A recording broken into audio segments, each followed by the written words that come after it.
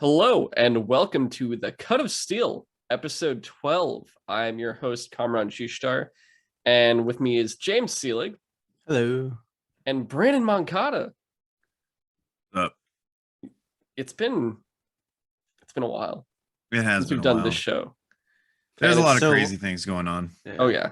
So long. This is our first YouTube video for this channel, I think, or for this series. Yeah, it is. It's funny because we didn't even get 12 full episodes for 2021. It just kind of stopped. I was like, it's fine. We can't do the maxi series. It got canceled. That's how bad Wonder Woman 84 is. We were just like, nah, we'll do that someday. You're like, not today, guys. I don't have the strength for that. Yeah, it's something. And of course, Brandon, it's like thinking about it actually now, this is the first time we've recorded together in a while too. Yeah, I think given like with the work-life balance and all the other podcast stuff going on in the world, it's a little difficult. Definitely. But we are back and we're starting off 2022 with the HBO Max show Peacemaker, which I think is our first series we're tackling too. Because so far we've done some we never stuff. We never did Doom Patrol. It's gonna be this year. The third season finished, right?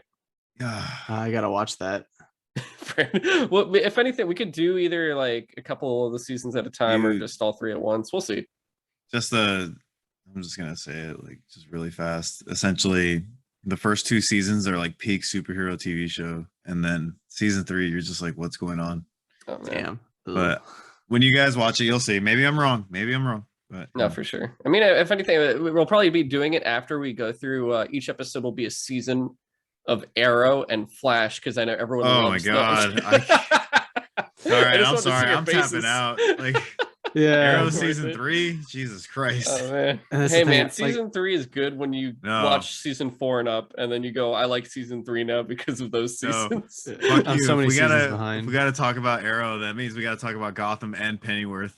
I will talk about Gotham like no tomorrow, and you know I will. God. I never finished the last season of Gotham. We should just make a show where we just get drunk and watch an episode of Gotham. Oh my god, I'd love that. Oh my god, that would be great. I think we talked about it. I talked to you guys about it before, where I was watching Gotham, and I'm like, guys, all right, I'm really confused because they have phones, but they don't look like full smartphones. They have guns that are modern, but their cars and infrastructure are really old. I don't know what year it is. And then finally, in the final season, they have a band that's like on tour and they're doing like a rock show. And there's no year on the tour banner. And I'm like, dude, just give me a fucking year. Throw me a bone here. That's so weird. I don't know what year it is here. Or the fact that the Court of Owls literally had Party City masks. That was the best part. You're like, oh god, yeah, the budget of the show was like so bad at the same time too. Yeah. You knew though the villain music was the best. For like Riddler and Penguin, it was like mustache twirling bullshit. Yeah, and like Penguin's the main character. I don't know. Like Gotham is such a weird show. Yeah, I hate that show for making me like it for the first season, and then like I kept watching and I just hated it more and more after that. I think the thing with it was like it is an interesting concept, but everybody wanted it to be what's that one comic series called? Gotham Central. Yeah, and it was not Gotham Central. It was no, not at all. It was Gotham on Ice, if anything. that is the easiest way to sum it up, honestly. Yeah. Yeah. But of course, we're talking about Peacemaker today, and we're gonna go through starting off with the intro, talk a bit after that about pretty much all the characters or the main ones that are on like the Peacemaker team, as well as like, the cops, Peacemaker's dad, stuff like that. And then afterwards, we'll probably talk about just James Gunn's work on this itself, like how we feel how James Gunn is done. Maybe a couple other things after. We'll see how we're doing on time. But let's start off with that intro, which I think we could easily say is probably the most watchable superhero live action intro I've ever seen. Dude, I laughed my ass off the first time it showed up, and I watched like every second of it, and then I saw some article that I think Brandon, you want to talk about it, of like James Gunn wanted people to watch the intro every single time. Yeah. And it worked. Like I watched it every time, and I even like saved it to one of my favorites on YouTube I watch it like every once in a while. It's so funny. It's. Were you gonna say anything, Cameron? No, you can go Or I- first. Well, because I watched, I think it was an article I read or like a YouTube video I watched, like interviewing James Gunn about the intro. I'm pretty sure it was a YouTube video. But what's interesting is there was a lot of work put into it to make it what it was. They had like a dance choreographer, like choreographed the whole thing. They practiced and everything. James Gunn outright says he loves to have any sort of like dancing montage in his movies. I mean, if you've seen Guardians, that Yeah, that makes a lot of The very sense. beginning. yeah, Yeah. yeah. And I'm pretty sure in other things he's done. Sorry, my watch notifications are going I crazy. can't believe you've done this. So it's one of those things that like he tries to incorporate them, and apparently the intro itself is supposed to hint at things that are going to happen in the show, and also Huh. include every character you're gonna see in the show. But Oh also, shit! apparently, the reason for the song being chosen is that it's supposed to hint at stuff that's gonna happen as well. It does a little bit like in okay. I looked up that song. It's Wigwam. yeah, it's by Wigwam, and I'm like, dude, the lyrics are nonsense. But it does have stuff like, you know, fly to the star or float to the stars on that flying thing. It's like aliens show up at this show. Yeah. Yeah, I mean, Judo Master shows up at the end, like the janitor who is in like 2 scenes. He gets a spot in this trailer or in the intro. What else? I don't know. Maybe I'm just like thinking too much into it, but like one part of the intro is like, again, spoilers for this episode, but like Peacemaker points his gun to the camera and fires, and then it cuts to his father being on the other side. So like that maybe that's a like a foreshadowing to like when he literally Definitely. does kill his dad at the end. But I don't know. I think that's one of the reasons why I kept watching the intro, because I was like trying to see if I noticed like, oh, like you know, are these people going to be like more important later on? Because like the cops kept showing up and they were only in like one of the earlier episodes. So I was like, you know, they're pretty important, like prominent in the intro. So I kept waiting for them to come back, and they do eventually. Yeah. So I don't know if everything is supposed to indicate something, but there's a good amount of hints within that intro. So there was that. There was a lot of thought put into it, essentially. And ultimately, I do think it was just him trying to prevent people from skipping the intro. Like him just kind of maybe he had some sort of ego where he's like, I can make that happen. Challenge Maybe. accepted. Yeah. Yeah. I definitely see that. And I feel like, because I mean, obviously, like when you think of intros for shows, the ones that normally you won't skip are the animated ones, whether it's for an anime or animated series. Like, I honestly don't remember ever skipping Batman or Justice League or Superman or Batman Beyond's intros, just because they're fun, they're catchy, you love them as a kid. Whereas like live action stuff, especially if it's Netflix or a streaming service, they put skip intro for a reason, because you don't really care. Well, because it's binging. Yeah. Yeah, you're in a binging Um, culture now, and we just run through it. And even then, like other shows, you probably skip it, or they don't even have an intro really. I think like the only live action one I've ever let continue was probably just Game of Thrones. Oh, for me, it was Maybe- Daredevil. I was gonna say like probably any of the Disney Plus Star Wars stuff. That's because it's like literally a 2-second like flash of a few Star Wars things. Yeah. But I was gonna say the only intro I ever watched for the most part was Daredevil. And that even then that was like every other episode. Yeah, I did Daredevil a couple times in the first season, and then like I feel like I did it once every season, then I just stopped. The one I think stuck with me the longest was Punisher. But anything else, I feel like Yeah, I can't didn't. as far as comic book shows go, I'm not too sure what intros I would watch over and over. But ultimately, I think he did achieve his goal of like, I'm gonna make people want to watch it over and over again. And there's a lot of stuff hidden in there that kind of grabs at you. Yeah, and it really, I really love it. I love especially like when you look at the end of it, some of them are kind of breathing heavy, like fuck. Dude, Like, the fact that Eagly takes like one more step forward and like looks Yeah. down to see like where they're stepping is like so funny to me. yeah, and considering like imagine you're having to do all this, but also keep a complete, straight, unemotional face. I think that's what really sells it to me, is like John Cena as Peacemaker is just like so dead serious, even just like Yeah. in that one dance. It's so funny. Yeah, it's great. I still, it's hard to believe that they even got an eagle to do that choreography too. Like, it's just like the fact that you did Yeah, that, crazy, it's like, right? wow, it's fucking insane. How'd they get him to hug John Cena? Like peanut butter or Ice. something? Yeah, he put mice in his pockets, and it was just Mm. like, let me get a nibble of that, and just kind of pecked in there. But yeah, intro is awesome. And then looking at the characters, I guess kind of saving Peacemaker maybe for last, but looking at two specific members of his team, I would say Harcourt and Economos, who are both in the Suicide Squad movie before. Yeah. We saw them taking bets on who is gonna live and die and shit, and they didn't really give a shit at all. Like, Yeah, I totally forgot they were in that movie, Right? honestly. Like, well, I mean, it's one of those things like, oh yeah, they were in it. yeah, and they you know, they go along with everything once that one girl knocks the fuck out of Amanda Waller with a golf club. But like, you look at Harcourt in that movie, and she just seems like an office, like a desk jockey. And then you see her in this, and she's like a trained agent that can just pretty much kill Yeah. anybody. She straight up killed that one dude who was like begging for his life. And like I love her arguments of like it was more cruel to let him think he was gonna survive this and just like prolong it, which is an interesting stance to take there. Yeah, especially if it is like you can't, it's a spec ops group that not even other parts of, like, I guess the Task Force X people even know about. Yeah, it's like a sub department of Task Force X. It's interesting and weird. Yeah, I have another screen, so I actually have the movie up on HBO right now to see how much screen time they actually have in the movie in Suicide Squad. Okay.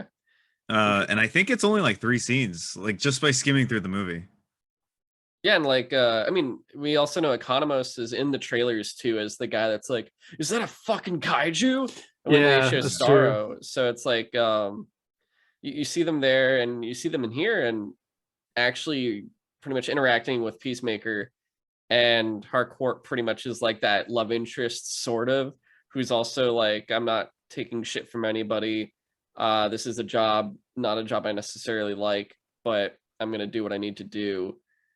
And over time we see her pretty much like not lower her defenses, but actually feel like they're a working group together that are like need to say it like friends by the end of it, just looking at, like, you know, their van picture together. And I thought that was really cool the way they kind of developed the characters like that, because in the very beginning, you know, she what is Peacemaker's just like, hey, you're hot, and she's just like, Yeah, fuck off.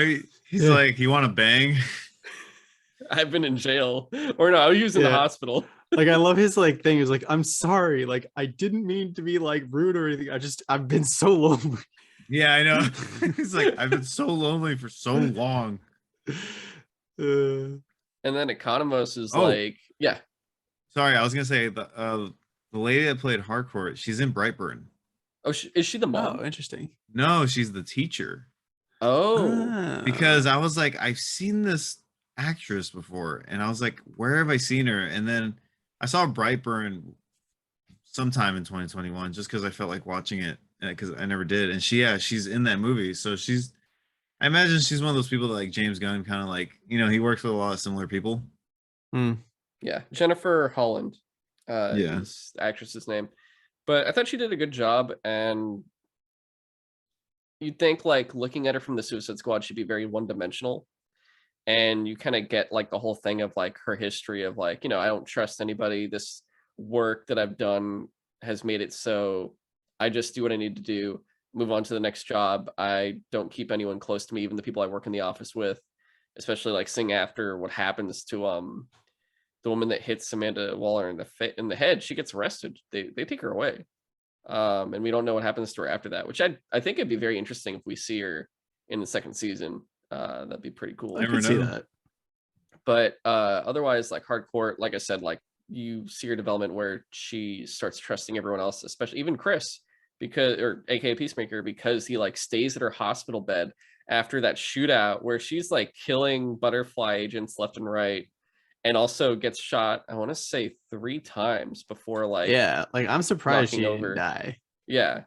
And you even watch her go through like physical therapy. I guess she could, like, you know, being hospitalized, she couldn't walk or anything. So just seeing her move again was honestly pretty fulfilling. And Mhm. seeing her survive was fulfilling because straight up, the minute you see her get shot 3 times, you're like, is she dead? Like, is this really are they gonna kill her off? Which would have been really sad. Um, Otherwise, Economos, I think that's how they said his name, right? Yeah, Diebeard. Yeah. yeah. Yes. Like I don't know. I like that guy was pretty funny. Like he wasn't super like complex or whatever, or until towards the very end when like the one butterfly person was like, hey, why did your human dye their beard that way? Like what? And he has that like sad thing where he's like, you know, he kind of just went along with life and didn't really think anyone noticed. And like I don't know, it's like I'm not doing it justice, but it was a very sad moment for the character, and I don't know, it made you feel for the guy. But at the same Yeah. time, like you got to remember early in the season when it's just like, what? Why did you frame my dad for this? Like I couldn't think of anyone else. I know, it was like such a Literally dumb thing to anyone do. else. He's like the same person with the same last name as him. Yeah. So So good. what were you say? I think he's the weakest of the characters. Yeah, for sure. I want to Like say he was mostly not in just a comic relief. he's comic relief and he's like the butt of all jokes, which is fine. That's not necessarily a bad thing. But it unfortunately kind of labels you as like the throwaway character. It's like, oh, Yeah. we've been pretty serious for like 2 minutes. Let's get a joke in. Hey, that guy's fat and dyes his beard a different color. Yeah. You know, like that's basically what they did. Well, Yeah. even like in the final confrontation, he's like telling like what was it, Adebayo? Like, you know, don't go out there, you're gonna get yourself hurt. And then she goes off to be a badass. He's like, And he breaks shit, his fine. shin. And he literally Um, like, yeah, he breaks his leg like bad, like Yeah. just getting over the fence. And it's like, ah man, like that's funny, but I don't know if you had to do that to him. I honestly would love it if they didn't show that. And when Peacemaker comes back up from underground and he sees Harcourt bleeding out and he sees Economos on the ground, like bleeding too from his leg, and he's like, what happened? It's like, oh, she was fighting and, you know, they shot her 3 times. And it's like, how about you? I tripped over a fence and broke my leg. Yeah. It would have been like, Busted my shit so bad that my shin popped out. I love how he even like when he looks at it, he's like, what the fuck? Like, how did this even happen? It's I mean, just so ridiculous. His time to shine wasn't it when he shoots the gorilla? Was that him, right? Yeah, no, he does the chainsaw chainsaw of the gorilla. Oh, he But chainsaws the Vigilante gorilla. was all mad. He's Yeah. like, I really wanted to use a chainsaw, and then he used the chainsaw right after I said I wanted to use a chainsaw. Yeah, that fucking gorilla. That was so random. Uh, But yeah, I think too, like when they go through him talking about everything, and he's a desk jockey, and the fact that he has to go into the field like this, and by the end of it, you know, you see him in some shitty, like rundown office that it was in the middle of some like wrecked out part of Bel yeah, it's Rev. like just the next job or whatever. Yeah, but he gets to put up the picture of him with like everyone else, and that's just another show of development where he was the butt of jokes pretty much like for what 6 out of 8 episodes it seems like, and then eventually finally like Peacemaker and Vigilante more or less stop making fun of him. And then especially I'm pretty sure definitely felt bad after he finally reveals everything about the dye beard. Yeah, and like, Yeah. especially that line where he's like, and he didn't know that anyone noticed until one guy recently just started pointing it out all the time. And you see Peacemaker go like, oh man, I have been a fucking asshole to him. Yeah. It's like one of those things where I feel like the bully finally realizes what they did to the kid at school. Or well, actually no, but they don't have that much. They don't feel that bad. Well, I mean, I know we're gonna get to Peacemaker later, but I love that one line where he's like, yeah, no, I got bullied in high school all the time too. Like, oh really? What did people do to you? People would say I'm like abusive and mean and like a bully. Yeah. Words hurt, you know. It's such a John Cena line. Like, So good. And then I guess Adebayo and her, you know, Adebayo really, Amanda Waller's daughter. I thought that was interesting. I thought so. She's a really good actress. Mhm. Have you seen her? in Orange Is the New Black. Wait, Oh yeah. is that Tasty. Tasty? Yeah, it's Tasty. Yeah, which I never finished that show. I think I got up to I stopped season too. 3. I forgot where I stopped, but she was always consistently the best character. Easily the character that kind of like when she was on screen, she like owned it, you know. Yeah. And if you look back to her schooling, I guess you'd say, she went to Juilliard. Oh, interesting. The And actress or the character? the actress. Okay. I'm pretty sure she did. Danielle Brooks. I could is be the actor. wrong, but if you guys want to do a quick Google search, I'm pretty sure she did. So and you know, for anybody who's aware, that's not a school that you could easily get into, you know. Yeah. That's It's that's like- a school where movies even talk about it, where you got into Juilliard. Yeah, that's the thing. It's like it's Yeah. so prestigious that even someone who knows nothing about like performing arts schools, like I know Juilliard. Yeah. Yeah. Isn't it? It's in New York, right? Yeah, I'm looking it up right now. Yeah, it's in New York. Has 500 reviews on Google. But think- yeah. I think like out of all the characters, and besides, you know, Peacemaker himself, she has the most, I guess, dimensions where Mm. you're seeing her struggling as Amanda Waller's daughter, as a wife, and as a teammate, and also as a friend, all at the same time. Because it's like, you know, as Amanda Waller's daughter, she feels like she has to prove something to her mother, while at the same time wanting to be a good wife to her wife. And like the whole thing with that is like she doesn't know how honest she can be with her, and all the shit that's happening, and how much she's putting her in danger, as well as like being a teammate to everyone, where she doesn't know if she's cut out to do everything they're set up to do, to the point, like, you know, that whole conversation with Harcourt, where Harcourt does shoot that guy who's begging, and she's like, we didn't have to do that. And it's like, yes, we did. Do you not realize what team you're on, and what we do? To the point of being a friend, and like the whole betrayal to Peacemaker, and trying to rectify that afterwards. But you see a lot of growth with her from all those different facets. I guess you could even say like she rivals Peacemaker in terms of like just having all those different dimensions hitting at once.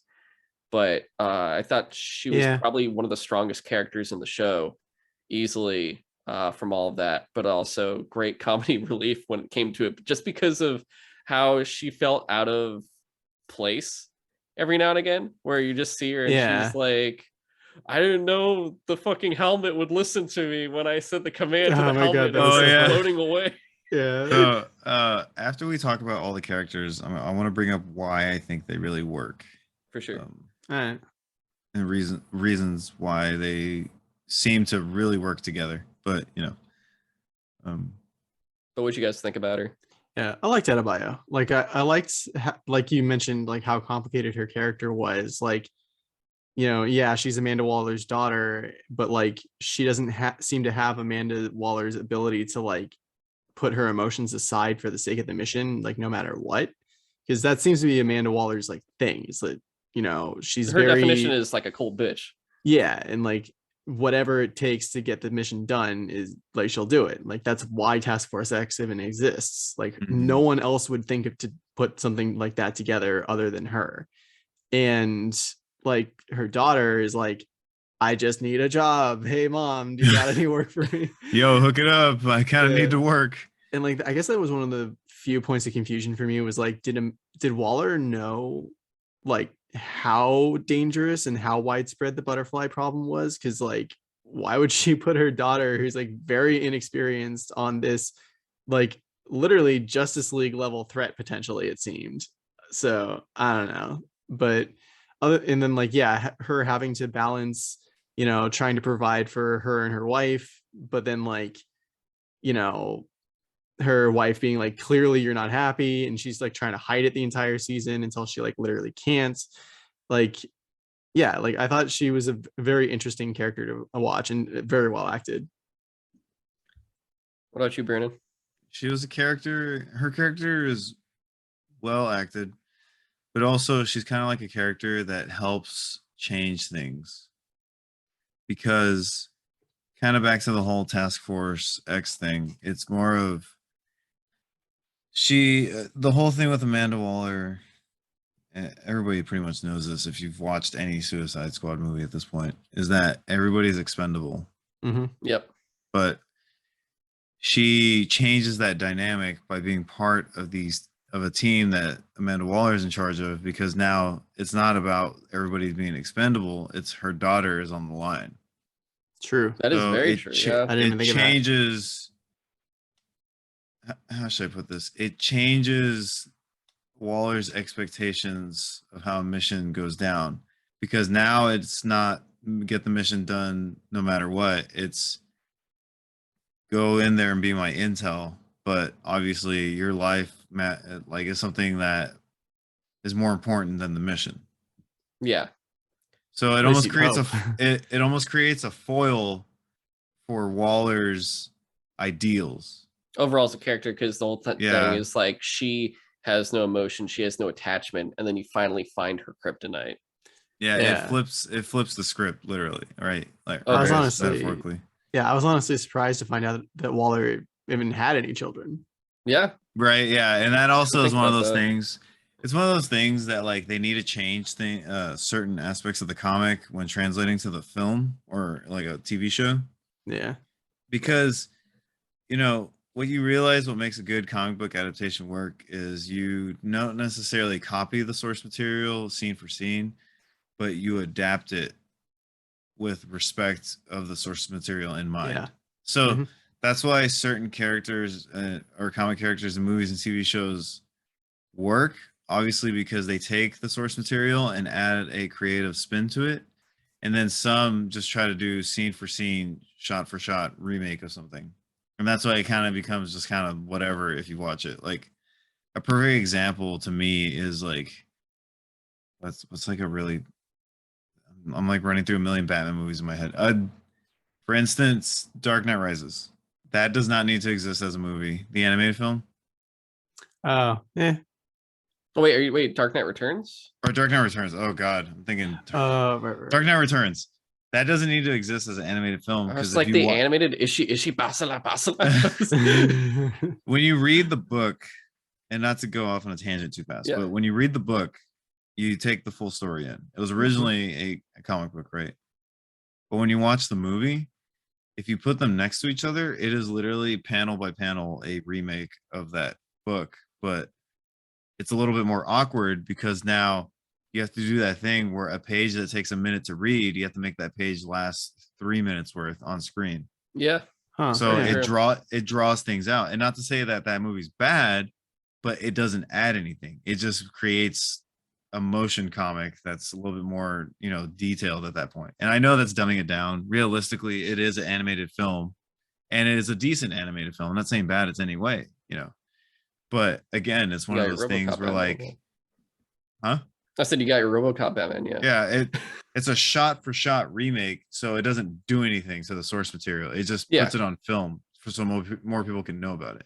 Yeah. And then you got situations with Peacemaker where you go, okay, Amanda Waller is this type of character.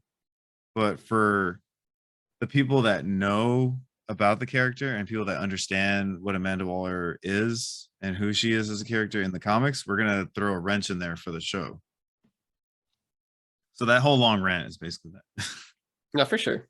I definitely get it. And honestly, that makes a lot of sense, really. I think too, like, it's funny looking at it because when you think of Adebayo, you're like, okay, she's gonna be in this, and then probably in season 2 since they announced it. But other than that, you don't really think that you'll probably see her in the overall aspect of the DCEU compared to like what's going on here. Whereas like you look at Amanda Waller, who's in Suicide Squad, in the Suicide Squad, and knowing like, she's probably going to be spread out more, not to mention potentially in other movies with other characters, because she's such a prominent role in DC in general. Like, I mean, if people haven't watched it yet, if you want the probably best take besides this of Amanda Waller on the screen, check out the Justice League Unlimited animated show. and you see her as like this head of Cadmus, and there is even parts with like a Task Force X and stuff. But it is amazing the way they do that, where she's basically the, I would say honestly, arch enemy to Batman. And because they have like a weird, crazy like secret war going on, while other characters are more like out there with powers and shit. They're more like knowledge and spy master shit, which is really cool. But sorry, having her in this too, just it's funny because Amanda Waller is just on screens in this show. She's on phone screens, on computer screens, and isn't on like off a screen until the very end when her daughter. Well, there's like one or two where they call each other. Yeah, that's what I mean. Like screens though. Yeah, it's like she's FaceTiming her mom. Oh, I guess so. Yeah, that's true, huh? Yeah, I don't know. Well, this was made during the pandemic. True. Well, it also released in the pandemic, so I mean, for all we know, every single shot of her is usually in her room, or in her. It could be just like some people were just remote for safety reasons. I mean, like I have no complaint against it. It's just a interesting thing that, especially because usually she is someone that's not really in that area, but also just more reinforcing the difference between her and her mom. Adebayo, she doesn't want to lose any of her teammates because she actually cares about them. Whereas Amanda Waller, in the first Suicide Squad movie, when they come to collect her, she literally guns down all of her employees, and you're like, oh, they weren't even employees. They were like local police or whatever that she'd like roped into helping her like evac, and she was like, they weren't need to know. Like, she's like, take me home. Yeah, whatever. But yeah, so there's that. And then one other thing with that about, when you look at her background, you're like, oh, where'd she work before this? And she's like, I worked at a pouch shelter. Yeah, but also somehow I got the impression that she was trained to be, she was like an agent at some point. Very much so. You gotta imagine. I mean, if you're Amanda Waller's kid, you're gonna get trained how to survive. Yeah, you probably got trained by the best to just be formidable in multiple aspects for sure. Probably knew how to shoot a gun before she could walk. Yeah, and of course there was that fucked up notebook for Peacemaker that was just like, hey, I'm like, it was like that school shooter notebook kind of thing, or like serial killer. Yeah, just like detailing everything. Yeah, it just seems like such a weird, convoluted way to like get Peacemaker in trouble, killed, when it's like, didn't you say he still has the bomb in his neck? Like, just blow up the bomb. Don't question it. Yeah. Otherwise, we had Myrn, who was a butterfly the whole time, and it was an interesting revelation. I kind of saw that coming though, because he's very like stiff in his like character, I guess. And I thought like maybe that in the beginning, I thought maybe that's just because he's like a mercenary, and so maybe he's just like very cold and like calm all the time. Is like, no, it's more just because he's literally not human. Yeah.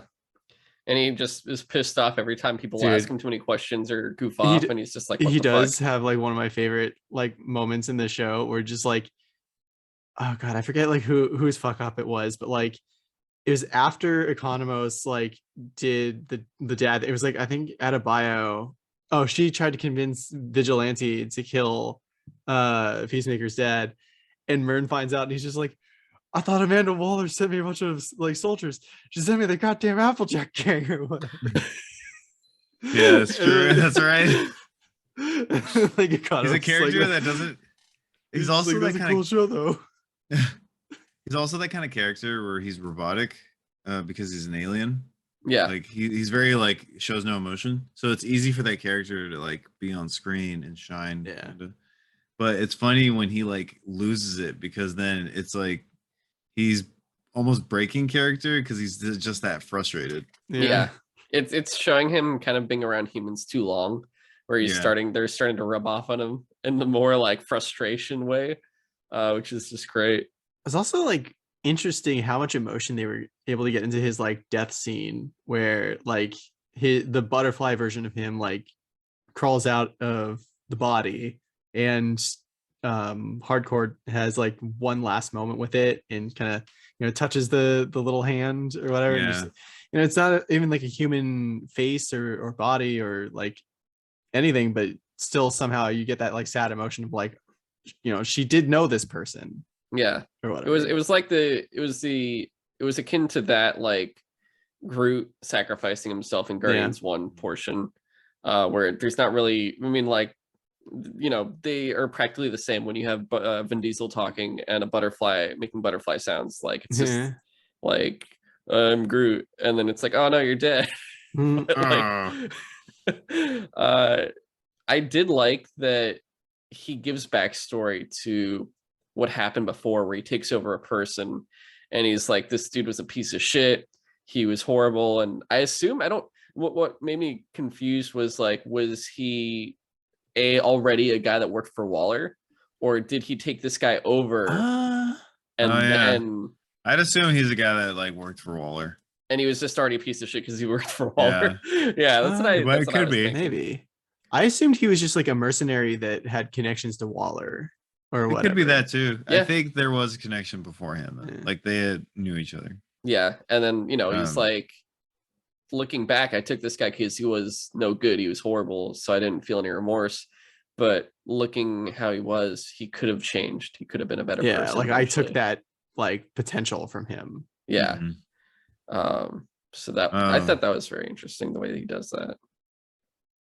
So you ready for my theory as to why I think all the characters work? Yeah, go for it. Okay. And for anybody who's hearing this for the first time, I hate to sound like I'm gloating, but I did go to college to learn how to tell stories. Let me just say that. No.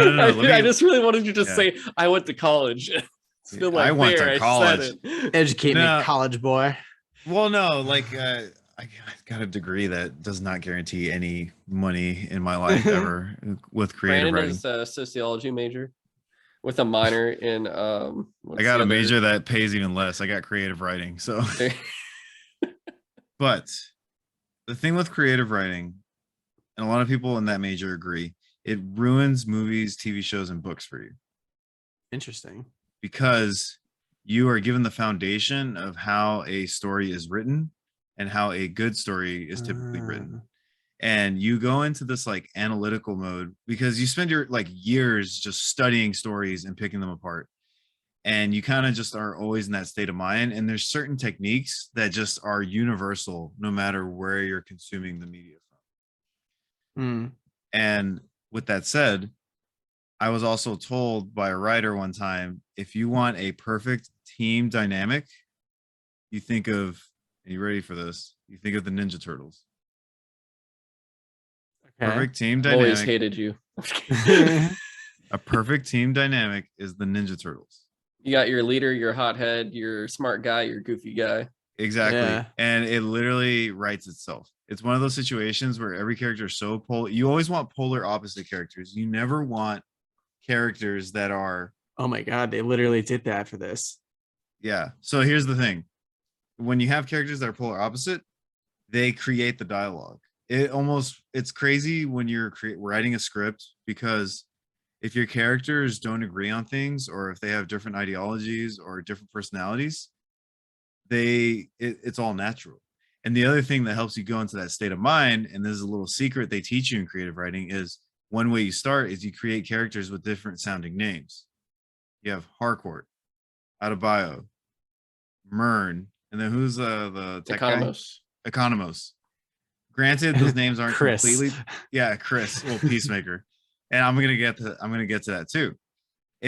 They all sound different, right? And think of it like this: you have kind of like the leader, the hothead, the tech guy, or not exactly that, but you have similar archetypes. You have your archetypes where each character serves a different role. You have Adebayo, who's like the newbie, the one that's like fresh to the field. You have Mern, who's like the seasoned veteran. You have Harcourt, who's like the hard ass. And then you have Economos, who's like the tech nerdy guy, who's like the butt of all jokes. The guy. The reason why they work so well is because every character serves a different role, and every character is a different personality that clashes with each other. Keep in mind, the reason why they're telling jokes to each other is because, or they're telling jokes and it's funny to watch them on screen, is because they all basically don't agree on paper, and it shows. It's a perfect setup. And now what you do in the show that makes it interesting is you have your wrench thrown in there, or your wrenches thrown in the mix with Vigilante and Peacemaker, where they come in and shake up that dynamic.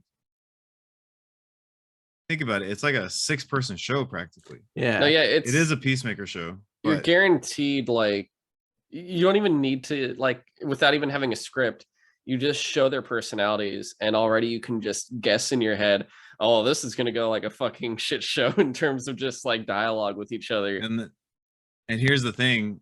So you have that 4-person dynamic that really like writes itself. And then Peacemaker is kind of like the wrench thrown in.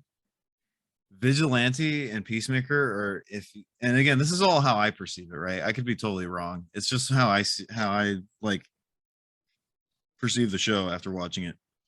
Vigilante and Peacemaker represent kind of the same thing, but the 2 different directions you can go. Yeah. Oh no, they absolutely were doing that. Yeah. Peacemaker is a guy that feels guilt and remorse, and Vigilante is someone who embraces the violence.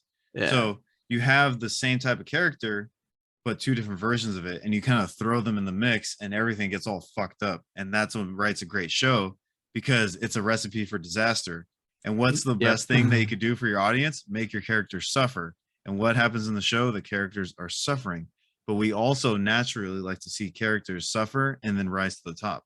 And that's why the show works so well, because yes, it's funny, violent, entertaining, but the characters are perfect archetypes for a show to succeed. That's actually a really good point. Yeah, that makes a lot of sense. And you know, looking at, sorry, keep going. No. I was just gonna end on that note saying that, like, it's, if you watch a lot of shows in team settings, typically the ones that are good are the ones that follow those rules. And you could tell the other thing too is that James Gunn wrote every single episode. So he's kind of following his own rule set as well. That's why everybody seems consistent. It's not different writers every episode.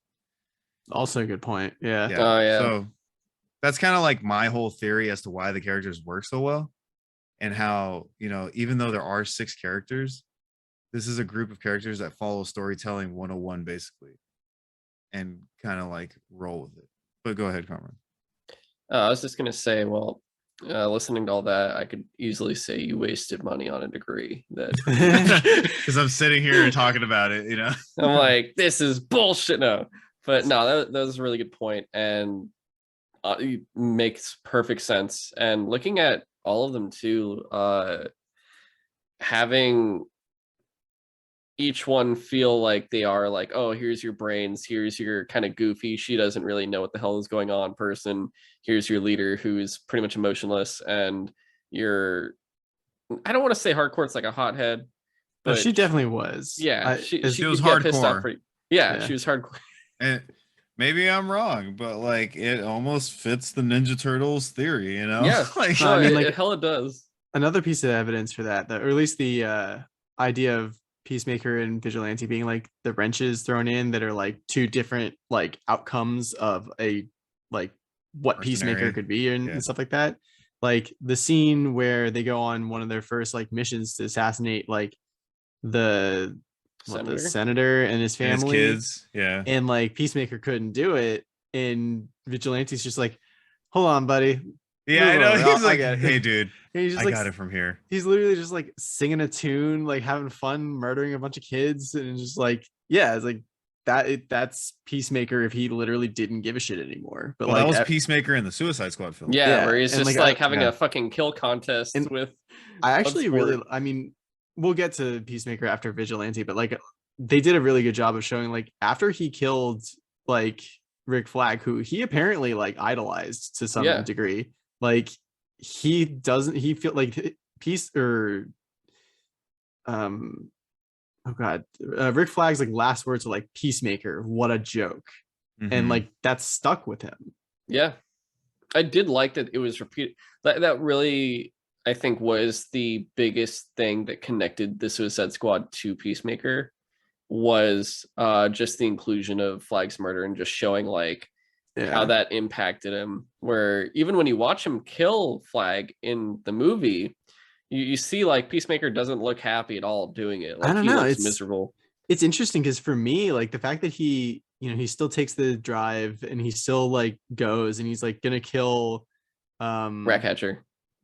yeah, like to get away with it. Like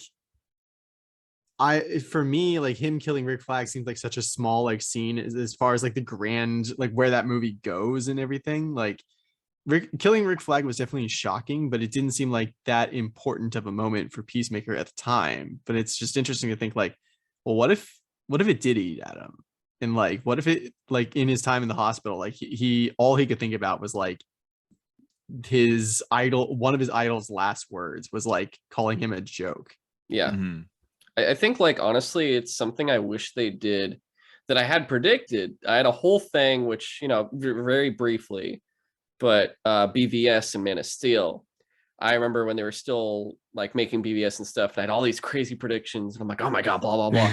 And I'm like, I bet you anything we're gonna see like Clark get these PTSD nightmares of him killing Zod, and he'll wake up like, what the fuck? Like, oh Jesus Christ, what have I done? Reflect on it. And then, did get that. No, it didn't really happen. So I'm very happy to see that this is at least, it happened here at least.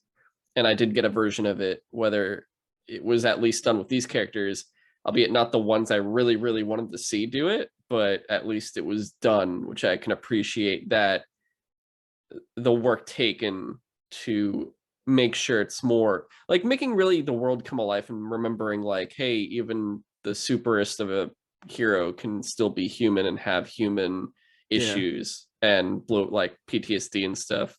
I guess kind of like Iron Man when he fell out of space, and Iron Man 3 is just him being like, oh fuck.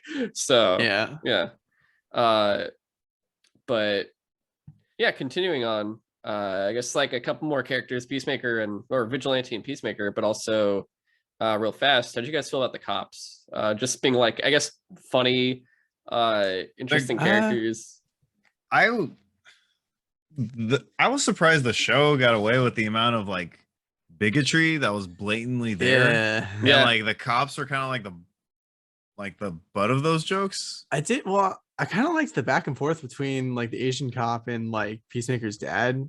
Oh yeah, it's that kind of comedy that's like, oh my God, I can't believe they said that. And you kind of like laugh with it and go, Jesus Christ, like that's pretty hardcore.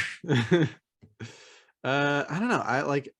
I think that my strongest emotion about the cops is just like it feels a little bit disappointing that it felt like they were going somewhere and then just like the entire precinct gets taken over by butterflies and it's just like, oh, but I guess all cannon fodder. Yeah, I guess all those characters just are dead. Yeah. Well, it also doesn't help. It looks very violent when the butterflies take over. Oh yeah.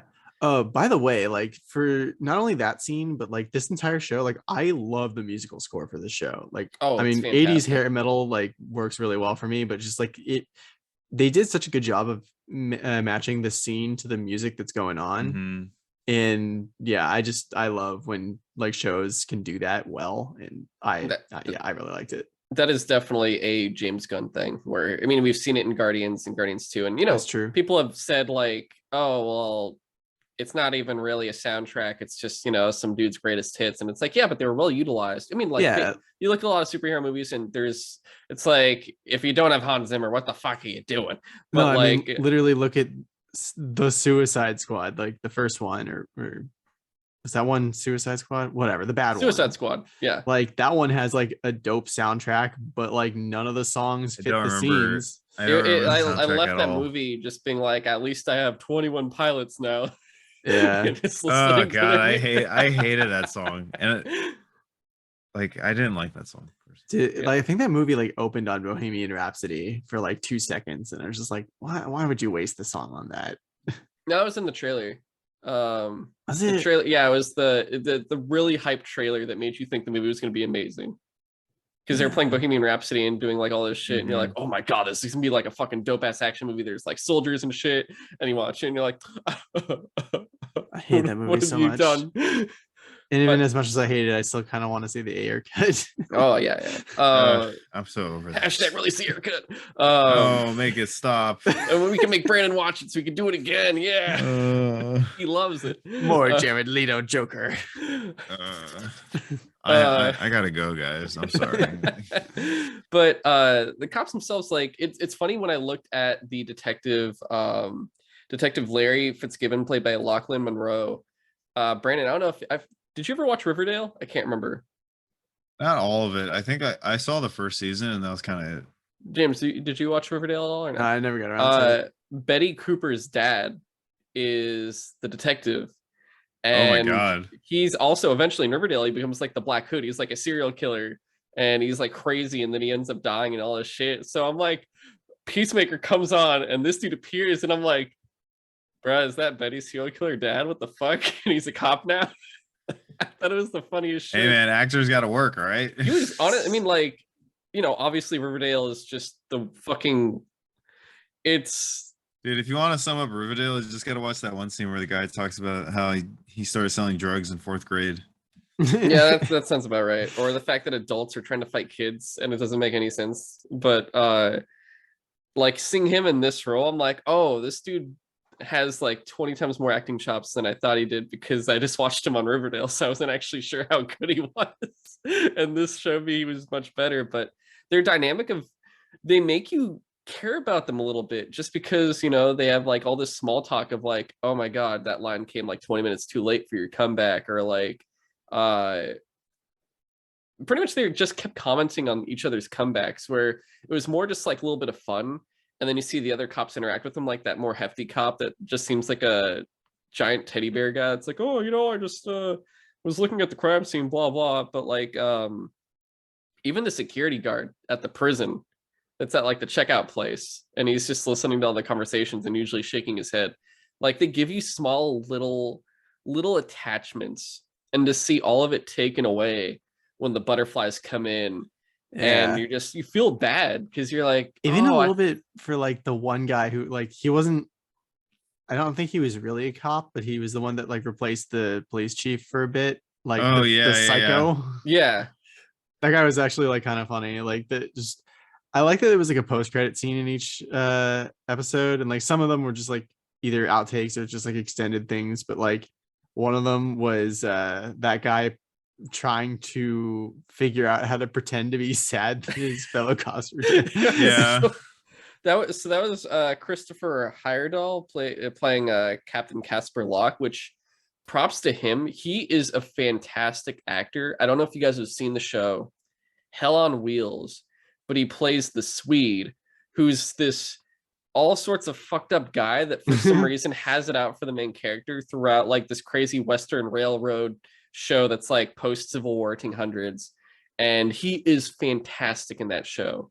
So I was like shocked when I saw him here, and I'm like, oh my god, he's gonna be great. He is such a good actor. I love that guy. But sing like what was her name, the female cop? It was Detective Song, played by Annie Chang. Like, I legitimately had like a side feeling of like, could you save her from the butterfly? Like, after she's alredy, the butterfly's in there. I think that's like, what I was so sad about, was like, oh, she's gone. I think once you like get the butterfly, you're pretty much dead. yeah, pretty much. There was just, I guess, like, because she was taken, you had this weird feeling like, could she come back? And then once it happens, you're like, oh no, never mind, no, she did. Yeah. No, the butterfly just called a bunch of other butterflies and just took over the entire precinct. Yeah, they had their little spaceship like rave, it looked like almost. I love those mini spaceships. I know, the tiny ones, like the ones that are literally fitting in your hand. I love that they're all individual. They didn't have like a mothership. They're just like, oh yeah, we just all each have our own spaceship. They all came to Earth with their spaceship, respectively. Just imagine a bunch of like buggies and Teslas flying through the air. Like, we could have come in like a big old, like, I don't know, school bus, but we just took all of our cars individually. But yeah, so like the dad. Oh, he was interesting. He's been in God damn it. Yeah, I know that actor. I've seen him in a bunch of things, and like he's really good. Robert Patrick. Yeah. He's good at being like an asshole. He's the dad in Zoolander, isn't he? The coal miner? Oh shit. Yeah. You're right. No, he's someone bigger that you guys don't even realize. He is the T-1000 T-1000. He in is. Terminator That's 2. right. He's the Yeah. T-1000. I don't know why this reminded me of what was that? What's that movie? What's his face? The radio guys. He's in it. He pulls up and he's like, "Have you seen this kid?" Oh, Wayne's World. Wayne's World. Yeah. Yeah, he's in that as the T-1000. Yeah, that came out the same year or Uh-huh. like a year after. He's also been in some other stuff, but he is the T-1000. That's because Terminator 2 is one of the greatest movies ever created. I don't care what easily. anyone says. But he was also in. Yeah, I'm looking at all of his stuff. He's I done just a thought lot. it was really interesting. Sons of that- Anarchy. Really? Yeah, he plays Packer. He's like one of the other. He's like a president of one of the other Sons I could see clubs. that. I just thought it was really interesting that DC even had like a straight up white supremacist like villain character. That's to what the White show Dragon was based off of. He's a Hawkman villain, right? But Was he? I read about the villain. So that villain, there's No, I actually literally looked it up because I was like, is this like a real thing or did they make this as like, He- 'cause Yeah, it's like a this- very topical The thing thing. the thing they made up was that Sadly. he was he wasn't actually in the comics. I don't believe he's Peacemaker's dad, No, but that was the thing that connected for it. Otherwise, Brandon, you'll probably know for sure on it, but I'm pretty sure he was a Hawkman villain. At least the way he started off. But also on top of that, there's been 3 people that have played the character, and the character does have like basically their evil is rooted within like racism. What's your superpower? Racism. But basically, that's what the character was. Yeah, it was. Well, that and, like, My they change hatred that? allowed me to fly. like the short like wiki that I read about him was like one of them at least was able to make like almost Iron Man level armor and like gadgets and shit, which is I'm guessing the one that they chose for this show. Because dude, like I was so confused and interested when Peacemaker goes to his dad's house in like the first He's got episode. like a pocket dimension. Yeah, he just like walks into his closet, and I literally like I looked away for a second and looked back, and I saw the closet transforming, and was like, what, Yeah. what's going on? I don't understand. So it's crazy that that character was actually existed before. And I was like, they really did that. And Yeah, at first I thought it was like made up or like a character they like the whole ego thing with like Oh, the Living Planet. yeah, being like a human that's Star-Lord's dad. Like I was like, that seems a little made up too, but I know Ego was already an established character. yeah. They definitely fiddled with ego a bit, but like, yeah, Yeah, so it was one of those situations. Like the character was there, they just kind of used it, and I was like, "Holy shit! This is like a part of DC's like rogue gallery that Yeah. like I never even knew existed." I also thought it was like really clever to make like the father to essentially douchey Captain America is a like known white supremacist.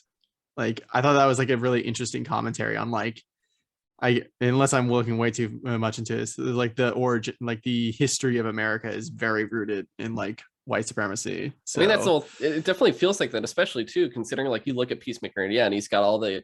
I'm like America, fuck yeah, I got the fucking eagle and all this shit, and yeah, his dad's just like I'm like the high IQ KKK, and that's why all the other KKK guys like me is because I am smart. And able to do all this tech, which dude, is that was so crazy. interesting that like all like the white supremacists in the prison like immediately recognized him and They were like, worshipped him. do you know who this Yeah. is? He was like the major supervillain. Yeah, you're like he's like the one. He's like us, but he could fly. He's and our fucking hero. blow people up. That's what I thought was insane, though. It's like when you look at the DCU and like that world and everything else of like all the gadgets and everything else, besides Batman and everything else is more metahuman or magic. But so far now, I'd say this is probably the second to Batman where there was a KKK leader that has a high-tech pocket dimension in his fucking house that has insane armor that he built himself because he's like, yeah, I made all of Peacemaker's helmets. Each one has a different purpose. Yeah. Does like one that has like the crate. I forget what it was called, but the one that basically does like the blast that can turn everything to Sonic meat. Boom. Yeah, Sonic I'm Boom. more impressed by the one that gives you scabies. Oh, or the one that turns into a torpedo. Yeah. Like, fucking It's like, torpedo. why would I want the scabies one?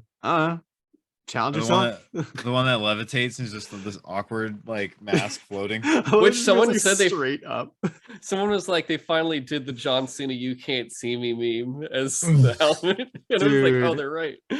If there had been one that was an invisibility helmet, that would have been so fucking perfect. That would have been I know fantastic. that It's was like like too on the nose for them. they could I have said think it. It's like, wait, so why is it you can be invisible but the helmet doesn't? Listen, the helmet only works on the person, not the helmet itself. All right, shut the fuck up. It would have been the best, like, Or yeah, like just the conversation helmet here. turns invisible.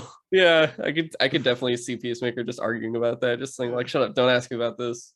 But yeah, Um, dude, like I totally thought, I don't know why I thought his dad was joking about like the sonic boom stuff. It like that there was like actually tech built into the helmets. Even seeing the crazy like closet thing, I was just like, it's just a helmet. Like what could it possibly do? And then he was just like vaporizes that one butterfly in the first Oh episode. yeah, literally obliterates her. I was just yeah, like, whoa, his dad is not joking. and looking at it too, like, I mean, of course, it feels like James Gunn tackled more of like a, I guess a, you know, obviously it was political and stuff, but he tackles more of the racial parenting Yeah, dude, that where, was so sad when you find out Peacemaker's like not exactly origin story, but like, what happened to his brother and how Mhm. like really that's definitely his dad's fault because he's just like, yo, I'm gonna have my kids fight, bet, and like whatever. Like that, it was honestly like such a sad story. And just to have his dad be like, your brother was the good one, you should have been the one that died. You like, I don't even want to say some of the shit that he said to his son no, because of that was course, yeah, fucking terrible. No, yeah. what was that movie? The Wrong Son died. That was Dewey Cox. Oh my god. Dude, he just shot me in half with a sword. The Wrong Uh, Son died. but more so too, like just that whole lineage thing of like, you know, teach all the hate to your kid and then keep Dude, he have had it him passed it murder on, that some kind of dude thing. as a child. Yeah, Yeah, it's fucking traumatizing. and we're lucky to get a character that at least gets redemption or feels redeemable, where you can turn his life around compared to like what he could have been, like another White Dragon, Yeah, and just his, with, his father's just completely irredeemable. yeah, to the point where he gets, you know, he gets shot and then all of a sudden he comes back as a ghost, like, hey, I'm a Force ghost now, but in your head, Yeah. and you're like, fuck. I almost expected that to be like he implanted some sort of like chip in his son's brain in case something like this ever happened. No, for sure. And then Ooh, maybe season 2. I don't know. Vigilante. Obviously we already talked a bit about him just being like the polar opposite of Peacemaker, and just interesting because this is the second time we've seen him on screen. First time being an Arrow, where they confused the shit out of Yeah. everybody because the whole thing Oh, was that's like, right. You were telling me, yeah, that he's an Arrow. yeah, and it was really weird the way they did it because Vigilante is supposed to, you know, he's played by a lawyer named Adrian Chase, who is kind of like the Punisher tragedy. He is like the DC Punisher, and just fucking insane in this show, not necessarily as much in the comics. Yeah. But they do like a weird thing in Arrow where they're like, Adrian Chase is actually Prometheus and a different guy's Vigilante, and it's like a whole like, why? But here, like, we actually get the legit Vigilante that looks like the comic book character spot on. Dude, And I was so confused by his visor though. Because I was like, okay, one, is it like prescription strength?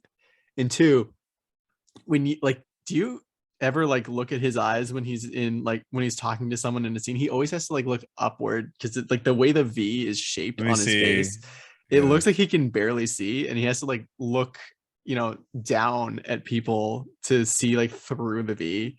It's super funny to me. But I like the look of the costume though. And also like, I mean, I thought Vigilante was super funny. Like I did not expect to care about him at all. Like I thought it was just gonna be like a funny side character. I didn't even expect him to be around for the entire show. No, But he ended up being like a main character. oh yeah, very much yeah. so. And yeah, like what we mentioned, like him like having fun murdering like supposedly, a whole family. That was like an interesting scene, but also just like, you know, I thought like maybe he was just good with guns until the prison scene. Like that was definitely my favorite like episode, was like him trying to break into prison, to not even break into prison, just get arrested and thrown into prison just to get close enough to Peacemaker's dad. to kill He him. loves Yeah. Peacemaker And then that much. he just like fucks with the white supremacists so much. Like that was so funny. He's like, let's name our favorite black people. And he's like, it is just so great. I just saw that. I was looking up random. They have a YouTube montage of all his scenes. And then like as soon as that one dude tries to get up to like fight him, he just destroys him. Like, Yeah. I was literally like, oh shit. Apparently Vigilante knows how to throw down. Oh my God. Yeah, the crazy thing too is the way it feels like for him. Like, I don't know if he doesn't really have as much backstory as Peacemaker at all. Like, he just pretty much makes it like, hey, you picked on me a bit when we were younger, and I pretty much just turned into this. And it seems like he's like Dexter in terms of like he has that urge to kill, but he tries to just use it for good. kind of. He's also like, but he's if like, no I don't accidents discriminate. happens, I though." just kill everybody. Actually, I kill more white people than anything. So if anything, I'm definitely anti-racist. Just so funny. Yeah, he also had one of my favorite jokes of the season when like he like followed Peacemaker to the prison to like visit his dad or whatever. Like he dropped him off there, and Adebayo was there, and she just turns to him and she's like, I guess you're Vigilante then. And he's like, what? No, I'm not. I mean, who's Vigilante? So That's so He funny. tried playing it off so well. And he works at like an Olive Garden or some shit. I think like See, are you he's that like- guy who served us the other night? yeah, I know. I didn't realize that until I like had to like look back. I was like, oh yeah, he was the guy that served them. He like dances and he talks about getting his friend pregnant or something. Yeah. Yeah, he tries to like play it off with his like coworker. He's just like, what are you doing? It's like, I'm just super happy. Yeah. Uh, But he's like Peacemaker to the extreme with like how like dumb he could be, with how violent he could be, and like oblivious. I think that's what he's supposed to be, like a caricature of Peacemaker. Yeah, who already that makes sense. himself feels like a character to an Yeah. extent.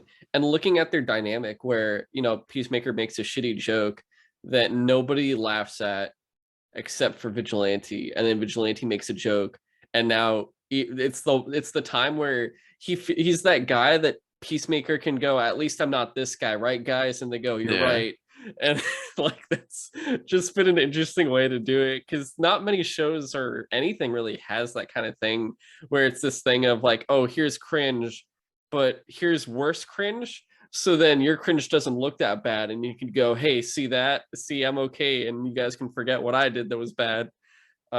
Which is always, it's like one of those things where you see that in real life where you say something stupid and you go, I really hope someone else fucks up more so I can just turn it on to them. You could be more embarrassed for them. Yes, and then be like, oh, thank God it's not me anymore, I'm safe.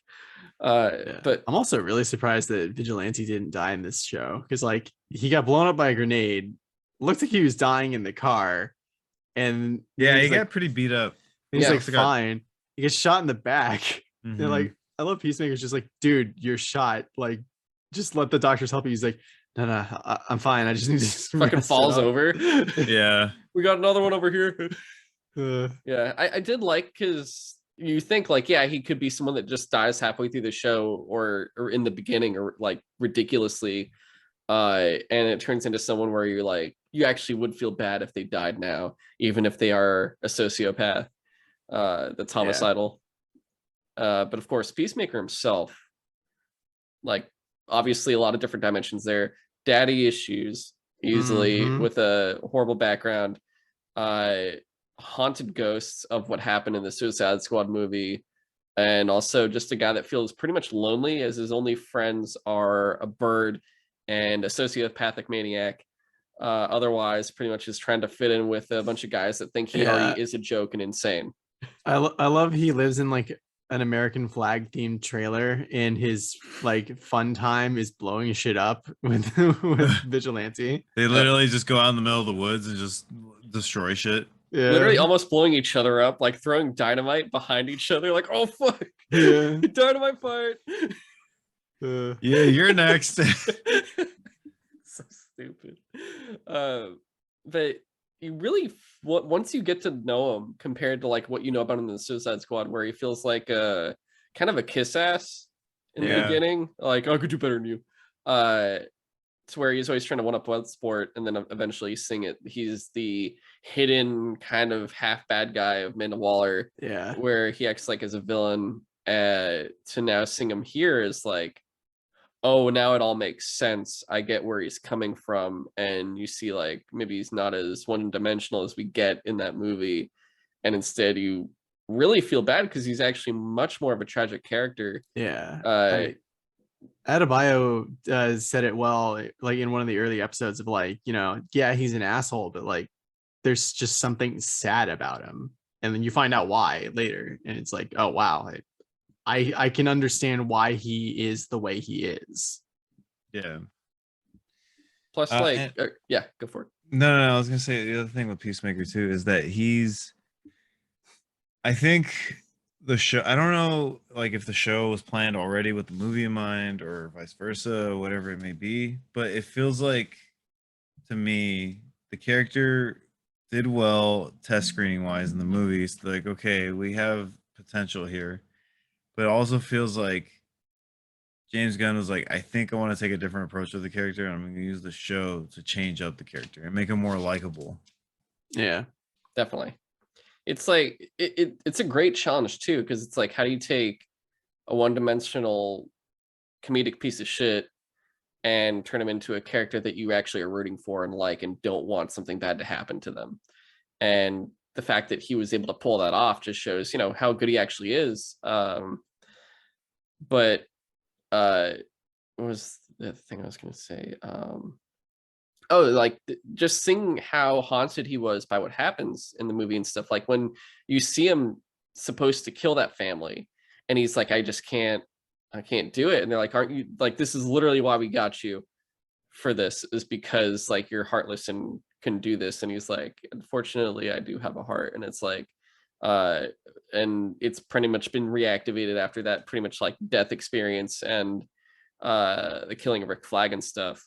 But you know, we see everything from his different struggles and arcs that he overcomes, from standing up to his father and completing it by putting a bullet in his fucking head, to making like befriending those that literally either despise or think nothing of him at all, as like a joke, from like Harcourt and Myrn for the time Myrn has, and even Economos. Plus, like, I don't really think there's any growth there's some growth between him and Vigilante, but of course not at the rate that you get from Harcourt, Adebayo, and Economos with them.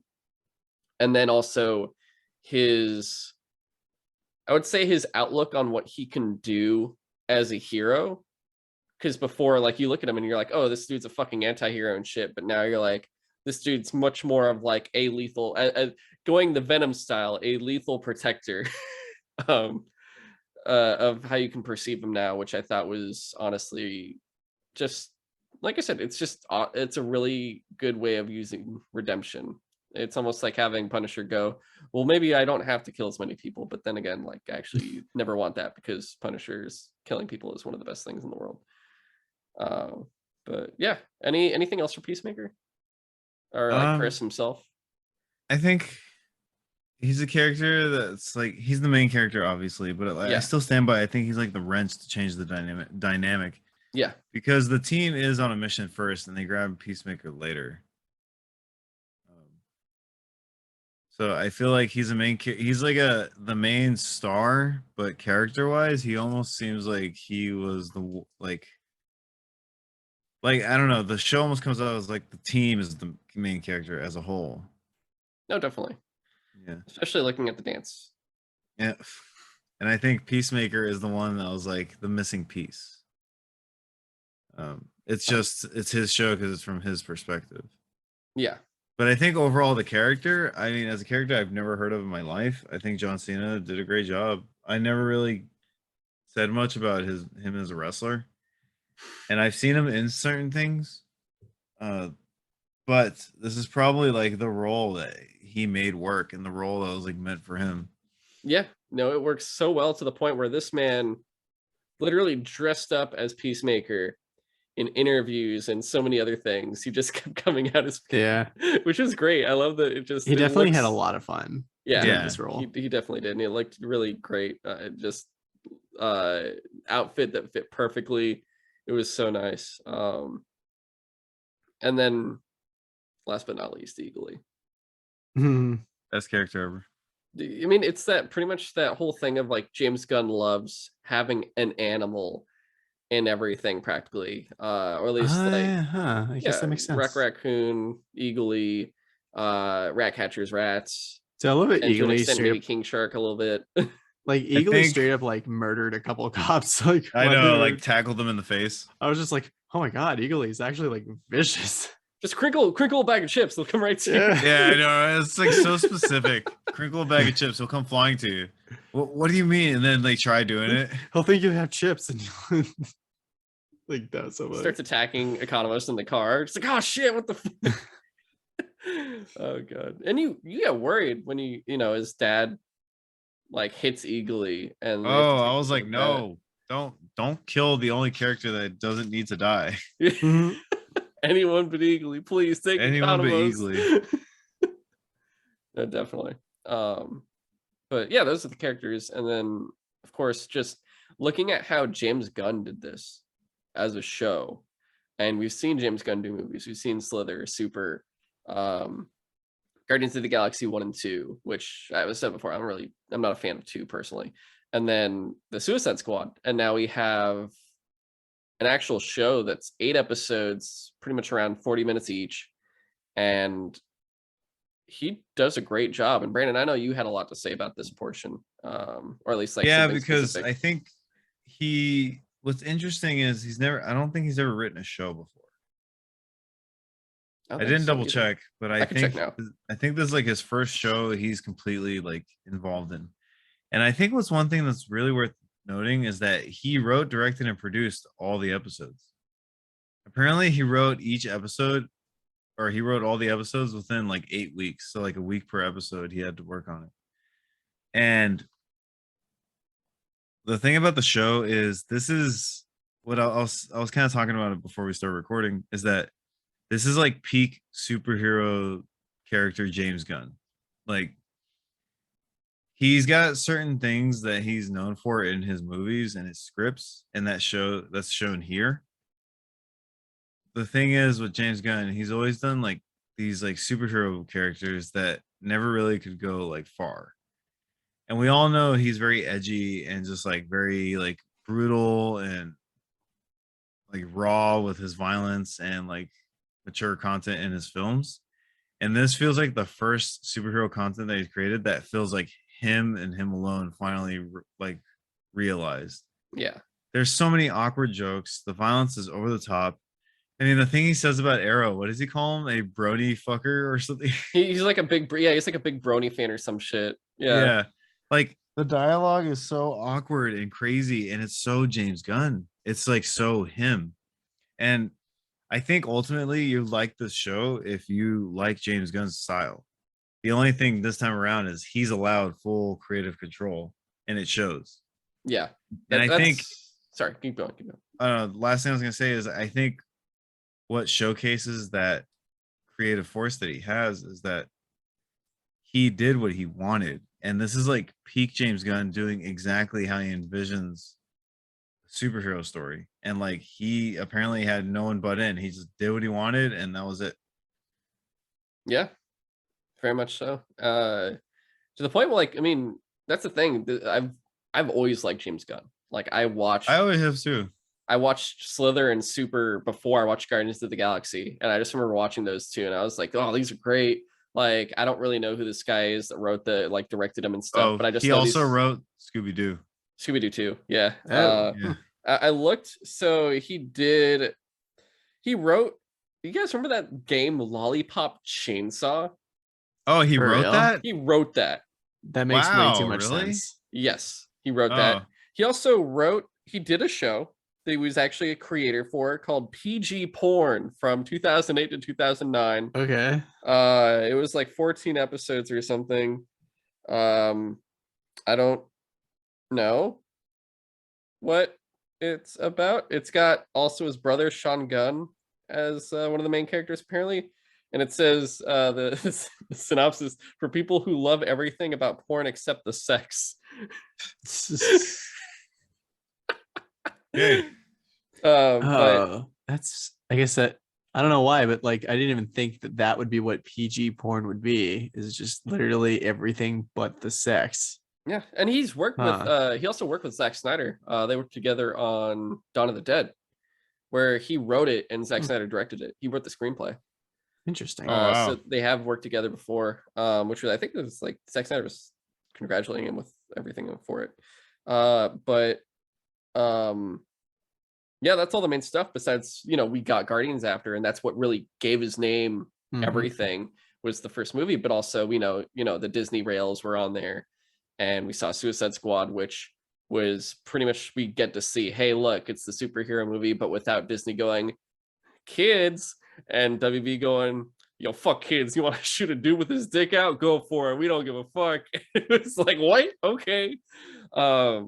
And yeah, we're seeing all this shit, and it's good to see. It's like I said before, like, I've only not liked one of his films, and it was just Guardians 2. And then we went through around that time, right after that whole Twitter shit happened, where it's like his 12-year-old tweets were like, this guy is the worst, we need to get him out of here. And then that's what led to him coming to the WB for the Suicide Squad, and then Disney going, actually, maybe we were a little too harsh, come back to us and do Guardians 3. And I think this December we're getting the Guardians of the Galaxy Christmas special. Mhm. And then next year we're getting Guardians of the Galaxy Volume 3. And then it's very interesting, because it's like he said like that's his last stuff from Marvel. And then afterwards he's probably, I think he's doing those two first, and then we're going to see him come back for Peacemaker season 2. And there's even talk, I think one of the Suicide Squad producers said like, hey, Gunn would be interested in doing more characters getting shows, and like one specifically, which you can imagine is one of two characters, either being Ratcatcher 2 or Bloodsport, unless they went insane and said, hey, look, King Shark's got a show now. uh Dialogue. But Mr. Stallone just out there. yeah. But I guess last main thing I want to ask you guys, or I guess I forgot, just really fast. Did you guys care about that Justice League scene at all? I was like, did they actually do it? And then they actually got two people. Yeah, I like. It's I talked to Cameron about this before I had seen the episode, because he had asked if I'd seen it, and I had seen like on Twitter a silhouette, like the first shot of like behind Peacemaker's back, and like you could see the silhouettes of all the other heroes, and I assumed that it was just gonna like cut to black after that. Like, yeah, I thought that was gonna be the post credit scene of like Peacemaker apparently for some reason meets the Justice League, and then it just keeps going. And like, yeah, it was just really bizarre to me that like there were definitely some people missing, and not just like, you know, the actors, but like there wasn't, I don't think there was even a silhouette for Cyborg. there was. Oh, I was mean, there? not in the show. It was Um, CG. no, they didn't have a silhouette in the show, but the whole thing was like, they actually got Jason Momoa and Ezra Miller to come as Aquaman and the Flash. Yeah. They had two people fill in for Superman and Wonder Woman, Oh, which they actually okay. posted themselves on Instagram in the outfits, going like, hey, check it out, we got to do this.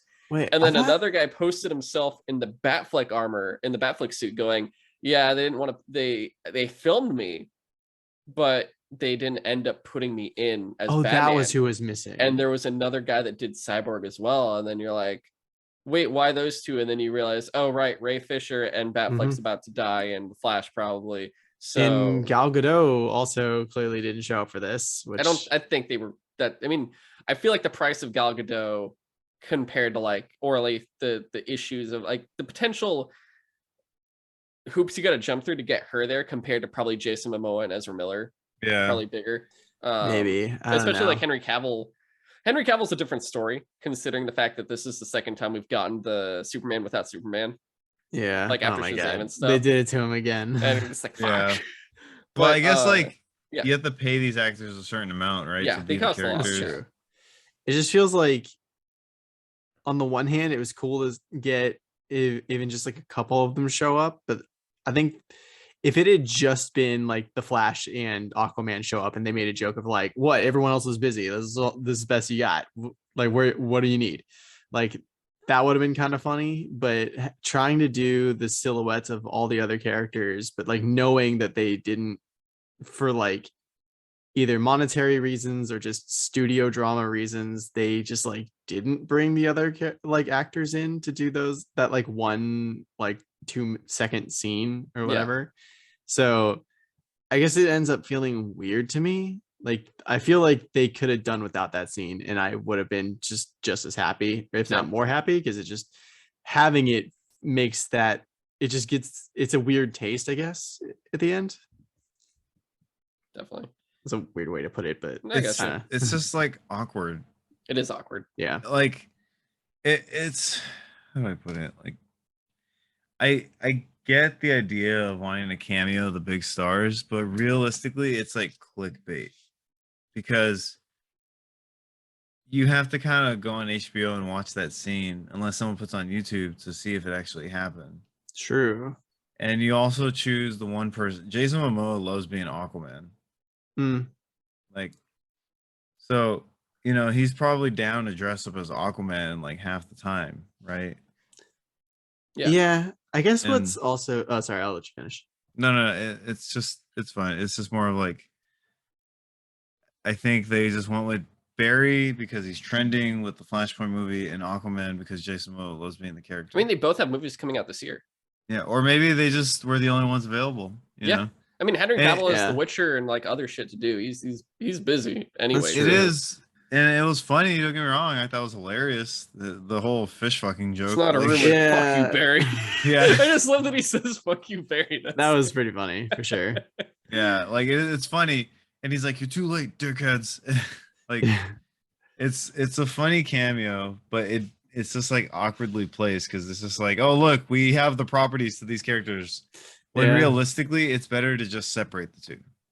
Yeah, I'd agree.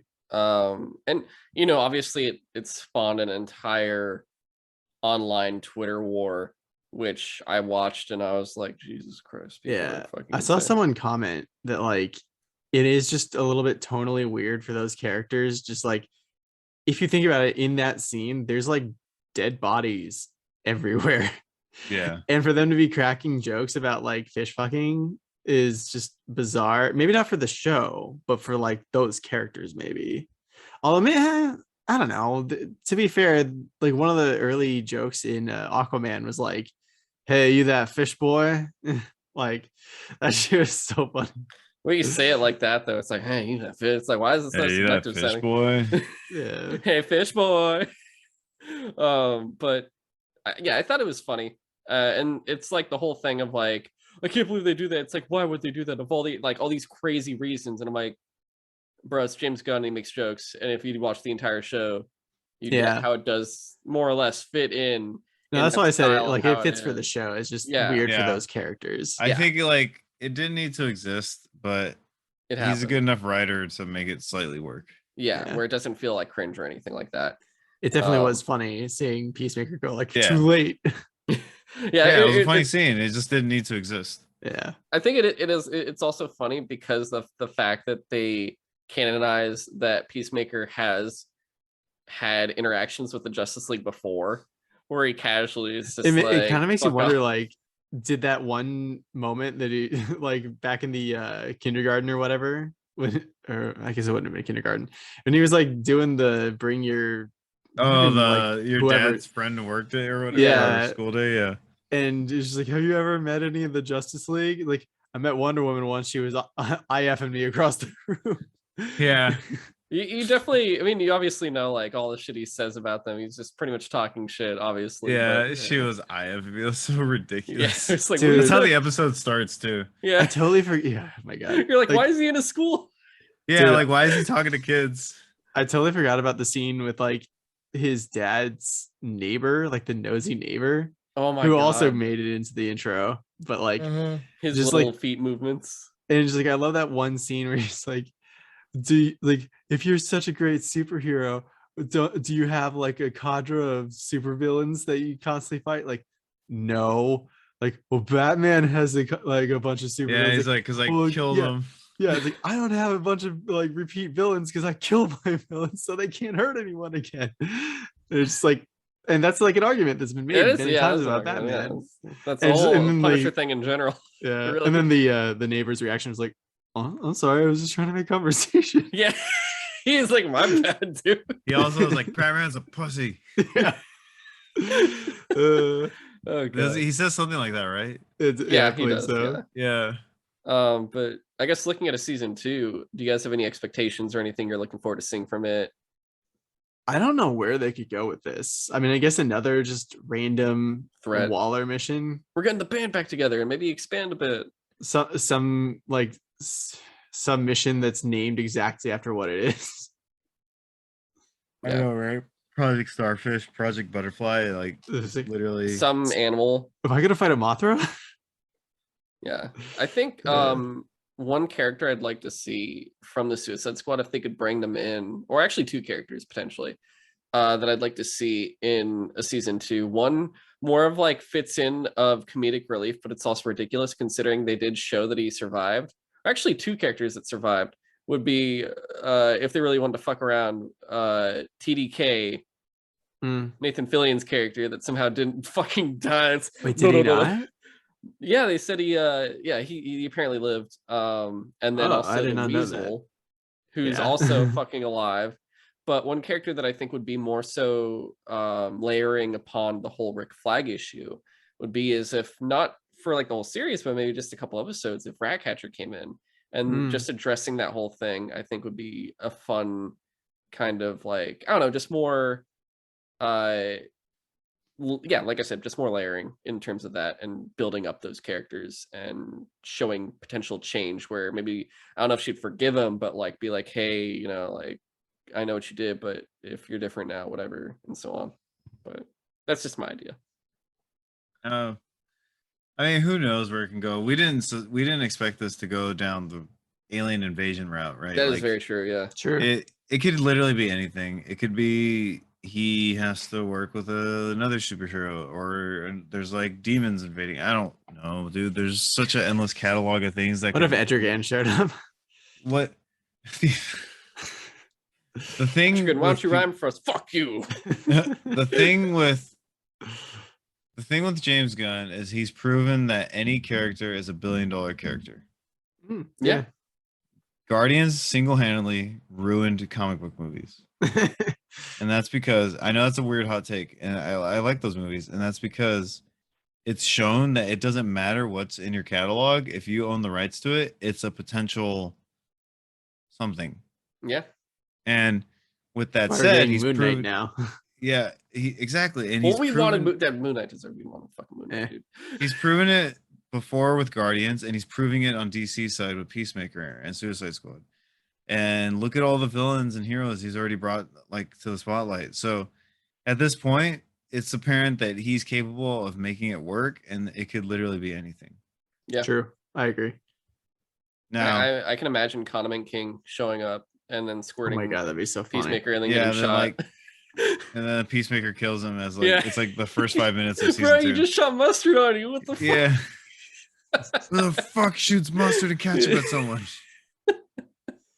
So I think You got it all over my Dove of Peace. You don't mess with the Dove of Peace. Yeah. And then Vigilante's like, hey man, I need that for my hot dog. But like, so it could be anything. And as much as I'd like to kind of guess what it is, at the end of the day, I'm not gonna know. So Yeah. it's one of those things with Same. comic book stuff. I'm at a point where like I just wait to see when it comes out. I was honestly kind of surprised they even greenlit it for season 2 already, because like, Oh, it's widely mean- successful. well, I guess It was that's not. It was. Oh, they greenlit it before the last episode aired too. Yeah, I think it's not so much that I'm surprised, because like it was very popular, so like it makes sense that they'd want to keep that going. It's just that like I thought this was going to be like a 1-season show as like I thought so too. I spin-off thought it was a of- one and done. Yeah, I think though, it seems like the way this is like I said, Disney's on the way out for him. His Guardian stuff is wrapping up, and from what we're seeing, like Warner Brothers is going to keep giving him carte blanche for whatever he wants to do if he's willing to keep going. And he's seeing that going, oh, I get full creative freedom and I can keep doing this and keep making it as violent and audibly profane as I want it to be. Cool. All right. Then I'll see how much I want to do until I get tired of it. Because really, like, aside from Super and Guardians, like, I mean, Super and Slithery, like, he hasn't actually done anything else in a long time besides that, until like Guardians came like after that. So we're not used to him. It's not like one of those other filmmakers like Nolan, where Nolan's like, yeah, I do these crazy fucking like movies, and then I also in between all that did like a Batman trilogy, and then went back to that and never went back to superheroes again.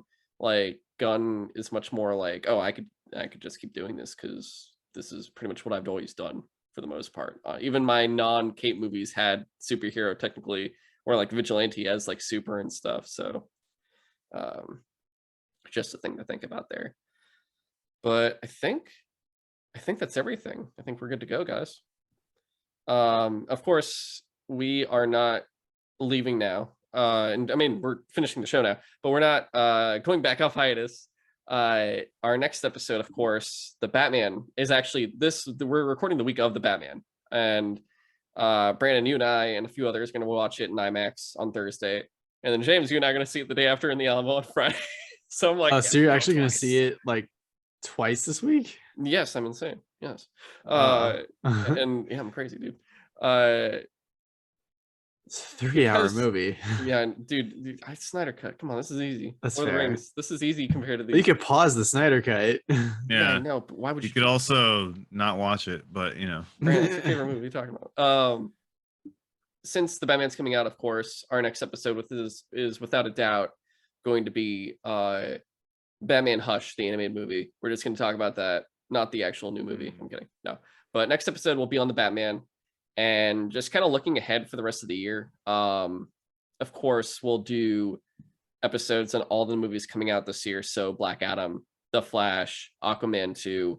We'll also, in between all of that, be doing the whatever happened to all the DC movies that were ever announced, kind of the pulse check for every single thing, if it was canceled, if it's in development hell, what the fuck's going on with it, because there's a lot. And it's kind of ridiculous when you add them all up. But we'll be doing that. We'll probably push in Birds of Prey, Wonder Woman 1984, everyone's favorite movie, Doom Patrol, and we'll see what else we can throw in there. Maybe Titan. If someone wants to watch that too besides me, I honestly had a plan for Titans. If no one watched it and I had to watch it, I was gonna just see if I could find random people on Twitter to come on and be like, "Hey, someone talk to Titans with me." Man, I want to watch it just to see. Apparently, it gets better, but dude, that first season is hard to get through. I know. I still haven't watched it at all. I just know fuck Batman, and that's it. Episode 2 is like it gets even cringier. Oh man, that's amazing. My God, yeah, I'm like vaguely interested to try it at some point, but that's all I needed to someday do thing. I just need it to be better than CW shows. That's all I needed to do, and I can stand with it. Because if I can stand through 11 seasons of Supernatural and somehow still watch Riverdale, even though I hate myself for it, I don't know why I do it. I think I just am a masochist in that sense. I don't really know. But like, if I could do that, then Titans won't be as bad as I think it is. But we'll see what happens there. But those are pretty much a lot of the episodes we're looking forward to there.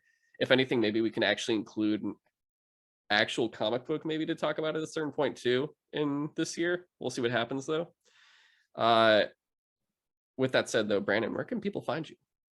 You could find me at, well, my handle with every single social media site is Jiggity Jones.